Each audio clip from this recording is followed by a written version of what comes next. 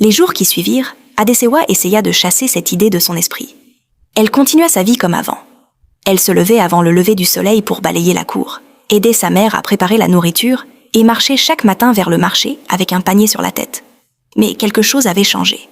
Depuis qu'elle avait entendu les vieilles femmes parler de l'esprit de la rivière, ses pensées revenaient sans cesse vers cette histoire.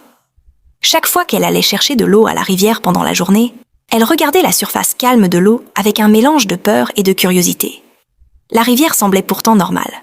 Des femmes y lavaient leurs vêtements. Des enfants jouaient près des rochers. Des pêcheurs lançaient leurs filets. Rien ne laissait penser qu'un esprit ancien vivait sous cette eau sombre. Mais dans les traditions du village, tout le monde savait une chose. La rivière n'était pas la même la nuit. Les anciens avaient toujours répété la même règle. Quand la lune est haute et que les coqs dorment, personne ne doit marcher vers la rivière. On disait que minuit était l'heure des esprits. Et malgré toutes les histoires racontées pour effrayer les jeunes, certaines personnes continuaient à disparaître de temps en temps dans les légendes du village.